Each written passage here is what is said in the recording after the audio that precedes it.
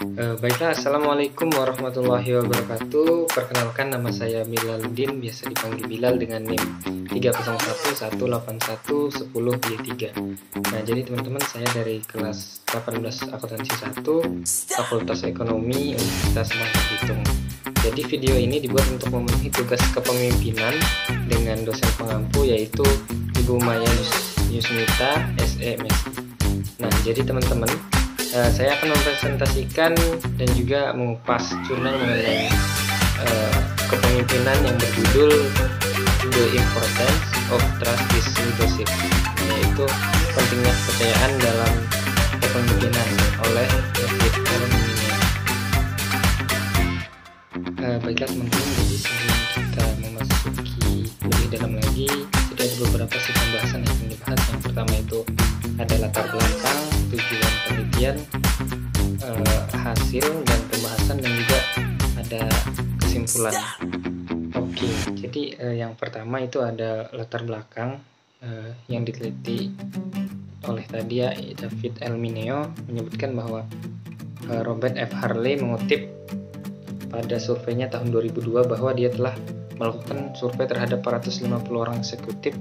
Temuannya menunjukkan bahwa 69 dari responden setuju dengan pernyataan bahwa saya hanya tidak tahu lagi siapa yang harus dipercaya. Nah, baru-baru ini di Face the Nation, Bob Schiffer menyatakan di mana Amerika Serikat mengambil posisi di dunia dan kemudian kembali pada kata-katanya, dunia adalah ditinggalkan di tempat yang sangat berbahaya. Kembali, ketika seorang pemimpin berbicara itu penting untuk dapat percaya pada kejujuran dan juga ketulusan kata-katanya. Nah, jadi inilah dari kepercayaan. Jika seorang melihat filosofi yang berbeda pada kepemimpinan, masing-masing mendukung berbagai atribut yang penting untuk menciptakan ikatan antara pemimpin dan juga pengikut. Oke, jadi baiklah, selanjutnya itu ada tujuan penelitian. Nah, jadi tujuan itu penelitian di atas yaitu adalah untuk difokuskan pada bagaimana ikatan itu tercipta menyediakan kendaraan bagi pemimpin keberhasilan, yaitu kepercayaan adalah perekat yang mengikat pemimpin kepada pengikutnya dan juga menyediakan kapasitas organisasi dan kepemimpinan keberhasilan. Dalam meninjau banyak kepemimpinan, teori, dan dalam membahas volume atribut, langkah, dan juga individu lainnya, elemen yang membentuk setiap teori, dan di sana banyak barang umum sebagai contoh 33 atribut yang menjadi dasar dari pengembangan kepemimpinan disarankan oleh Center for Creative Pengembangan Kepemimpinan Model. Oke, jadi pada Center for Creative Pengembangan Kepemimpinan Model, yaitu ada program lain menyediakannya memiliki tempat di mana kepemimpinan program di dalam meninjau teori seputar program lain.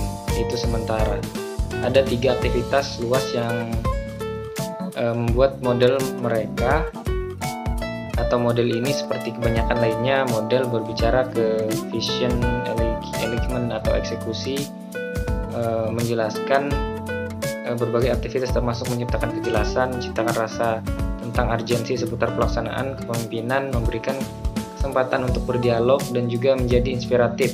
Semuanya ini tindakan mengagumkan, tetapi bisakah itu terjadinya kepercayaan pada pemimpinnya, mencoba untuk memperjuangkan filosofi, visi misi, dan juga keselarasan, dan juga eksekusi untuk apapun atribut kepemimpinan lainnya. Nah, dan juga fondasi hebat tempat kerja dibuat oleh kredibilitas organisasi, rasa hormat, dan keadilan yang membentuk dasar kepercayaan dalam memandang dimensi suatu dasar tempat kerja yang diciptakan oleh organisasi kredibilitas. Oke, baik, selanjutnya itu ada pembahasan dan juga hasil. Nah, pada pembahasan ini itu membahas tentang elemen-elemen fondasi dalam sebuah kepercayaan di sebuah perusahaan. Yang selanjutnya yang pertama itu ada kredibilitas, yang kedua ada rasa hormat, yang ketiga ada keadilan. Yang pertama, kredibilitas yang meliputi terbuka dan komunikasi yang dapat diakses, organisasi kompetensi dalam mengkoordinasikan manusia dan sumber daya material, dan integritas dalam membawa keluar visi dan konsistensi. Yang kedua itu hormat, yang meliputi supporting profesional pengembang dan menunjukkan apresiasi kolaborasi dengan karyawan terkait keputusan dan merawat karyawan sebagai individu dan kehidupan pribadi. Nah, yang ketiga itu ada keadilan, yang meliputi perlakuan seimbang untuk semua dalam hal penghargaan atau favoritisme atau perekrutan dan promosi, dan kurangnya di diskriminasi dan proses untuk banding. Oke, selanjutnya penelitian ini menunjukkan bahwa sebagai seorang yang berurusan dengan individu dalam posisi kepemimpinan selama lebih dari 40 tahun di akademisi, pemerintah dan sektor swasta sungguh luar biasa berapa banyak individu menginginkan pengembalian segera sebagai penentang meluangkan waktu untuk membangun kepercayaan dan melakukan aktivitas yang memungkinkan itu percaya untuk berkembang. Nah, contohnya dari ini terjadi ketika suatu sutradara baru masuk ke sebuah perfilman atau organisasi, dia segera mulai pergi ke beberapa pusat yang didanai dan dibicarakan arah baru di mana dia menginginkan ini organisasi untuk bergerak dan mengatakan kepada mereka sebagaimana mereka pindah ke arah federal, itu pendanaan akan disediakan. Nah, jadi sayangnya dana tidak tersedia untuk melakukan banyak yang ingin dilakukan. Jadi sebagaimana adanya norma di lingkungan penelitian, hasilnya adalah dalam waktu yang sangat singkat. Kali ini dia kehilangan kepercayaan dari organisasi ini dan kepemimpinan mereka. Mereka melanjutkan bergerak ke arah ditekan, tetapi pada kecepatan yang sangat hati-hati. Ini berkurang perubahan yang bisa terjadi. Tadi dia mendapatkan kepercayaan mereka. Nah, dia secara keseluruhan efektivitas berkurang sangat karena seperti orang yang lain melihat perilaku ini yang mereka lakukan meminimalkan dampak pada organisasi mereka. Nah, mari kita lihat contoh lain dari kepemimpinan. Di hampir setiap situasi memimpin organisasi yang baru diangkat atau baru diangkat menjadi pemimpin itu membuat dampak langsung. Ini adalah tujuan setiap pemimpin baru untuk mempengaruhi organisasi. Jadi dengan cara yang positif, di kecepatan sangat tinggi untuk menunjukkan nilai. Nah, itu di sini adalah bisa dari seorang individu yang mengambil atau organisasi dianggap tidak efektif dalam menjalankan. Nah, dasarnya adalah laporan yang memiliki sejumlah rekomendasi tentang organisasi menyarankan individu yang bergerak dan menggantinya dengan staf yang lebih berkualitas. Nah, laporan itu ditulis dengan sangat baik oleh individu senior yang telah melakukan review. Setelah menerima posisi tersebut, dia juga melakukan tindakan drastis atau meninjau proses dia menemukan itu kegiatan tertentu, sedangkan diselesaikan berlebihan dan tidak perlu. Ini benar-benar memperlambat secara proses kerja dan membuat tempat kerja lebih menentang staf. Setelah menemukan ini, pemimpin baru pihak yang terkena dampak informasi tentang yang baru proses untuk menggantikan proses lama dan mendapat dukungan untuk perubahan. Pada dasarnya memperbaiki lingkungan kerja mulai perubahan proses bisnis kecil. Perubahan tersebut mendapat dukungan dari semua dan staf yang organisasi perbaikan dan mulai mempercayai pemimpin baru. Nah, membangun ibu kota di atas kepercayaan inisiatif baru dapat dilakukan urgensi dalam meningkatkan operasi juga terjadi dalam organisasi, yaitu bertemu dan melampauinya tujuan organisasi setiap tahun. Staf bisa dapat diandalkan untuk melakukan lebih banyak mungkin, atau karena mereka tahu bahwa pemimpin atau kepercayaan terus tumbuh dan berkembang di organisasi unggul, dan keduanya situasi yang baik dan buruk. Nah, jadi pekerjaan ini pemimpin harus menghilangkan hambatan pada kesuksesan karyawan. Posisi juga apabila dialah yang bahwa telah bekerja, staf tidak berhasil untuknya dengan memperdayakan mereka, menunjukkan kepercayaan pada mereka, dan mereka mengambil kepercayaan ini dengan cara lain seperti keterbukaan atau pengakuan kesalahan saat mereka terjadi. Nah, bisakah Anda menaruh kepercayaan seperti itu pada karyawan Anda? Nah, jadi sekarang bagaimana dengan esensi dari tema tersebut? Apakah resep untuk mendapatkan kepercayaan pemimpin dan pengikut? Melakukan pekerjaan pada elemen yang memungkinkan kita dapat percaya. Nah, premisnya adalah bahwa ada beberapa item untuk pertimbangan, termasuk sektor keamanan dan sektor kepastian yang mengevaluasi kepercayaan.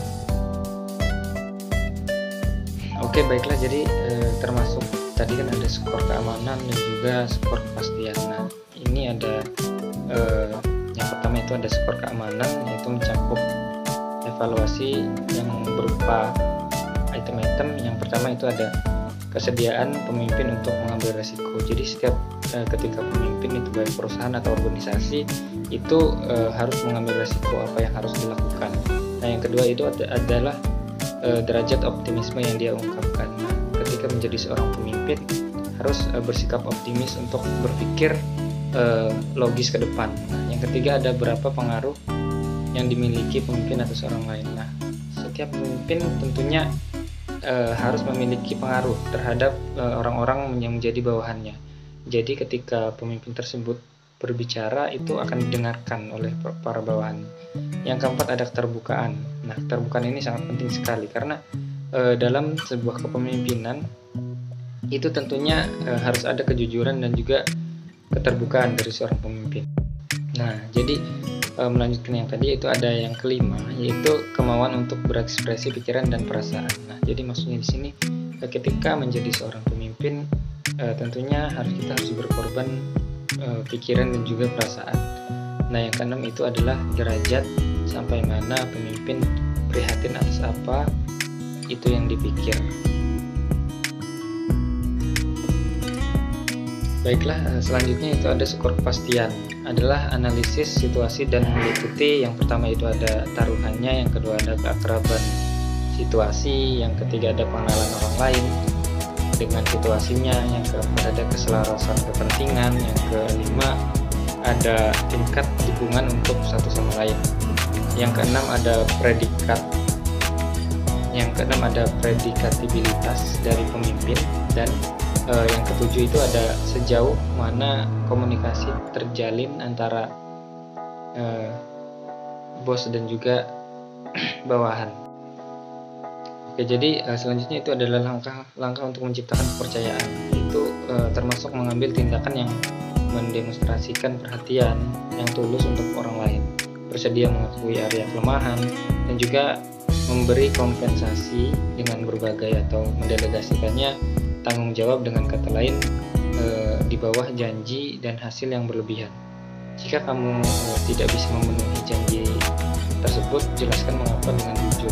Nah, jelaskan nilai-nilainya yang mendorong Anda dan perilaku sehingga orang lain melihat konsistensi pada kecakapan Anda.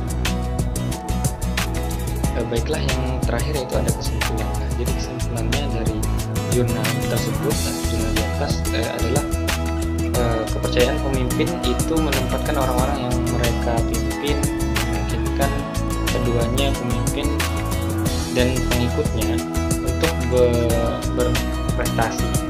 Jadi ini bukan peristiwa sesaat, melainkan serangkaian investasi dari waktu ke waktu yang benar-benar memungkinkan keberhasilan.